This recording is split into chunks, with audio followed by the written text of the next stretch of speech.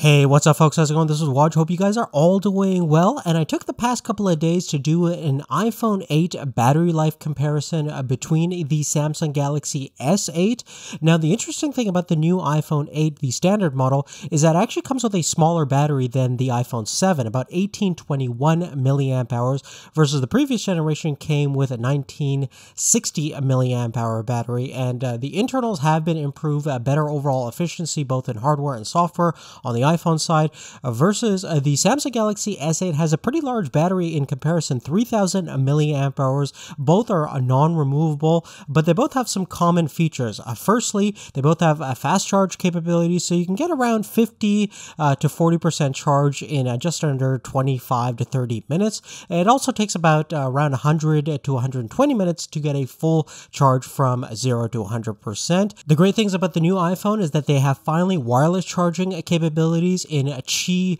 formats. So if you have a Qi charger, you can definitely use that. I'm actually using the Samsung one to charge the iPhones, ironically. The Samsung has Qi and PMA charging capabilities, but most wireless chargers are probably going to be Qi format in the future from now on, I'm guessing. But in terms of actual factory claim talk times, Apple claims around 14 hours versus Samsung claims about 30 hours of talk time. We can't really test that to a scientific extent very accurately. What we can do is a video comparison test between just running a video on loop on the VLC app on both platforms, turning off all of the wireless antennas, and just setting the brightness to around 50% on both devices. And basically, the results are shown right over here.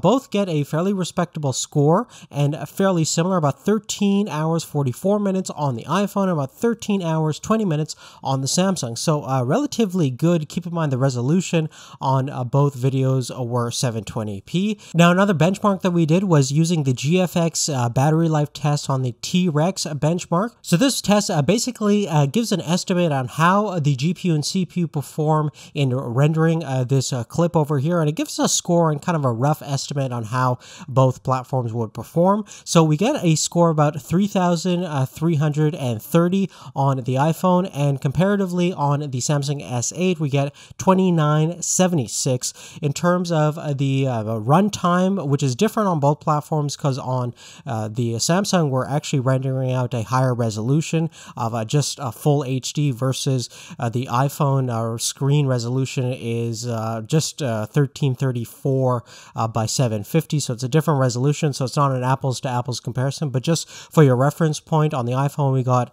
a runtime about 469.4 minutes versus 216.4 minutes on the S8. And keep in mind that's not a direct comparison because they're both rendering at different resolutions. So obviously the Samsung is going to be a little bit more power hungry when running this benchmark. So most regard, if you're going to be doing any kind of CPU/GPU intensive application, looks like on the iPhone platform it might be a little bit more efficient.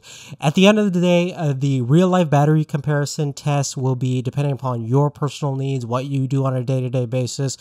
Some people might have better results with the Samsung Galaxy S8. Some people might have better results with the iPhone, depending upon, again, your usage profile, the apps they use and everything. In most cases, they're about 95% similar, even though the Samsung has the larger battery capacity. But other than that, guys, that's really it. Hopefully this gave you some sort of idea in terms of how these two devices perform in terms of battery life. For most people, you could definitely get through a 12 to 13 hour day, definitely a little bit more on probably both devices. As the battery goes through more and more discharge cycles, the battery performance, like you guys probably know already, on any smart device goes downhill from when it was new. Again, with the wireless charging capabilities and the fast charging capabilities and the relatively decent battery performance, they're both pretty satisfactory. But other than that, guys, thanks again for watching. Give us a thumbs up if you like this video, and we'll see you in the next video. Take care.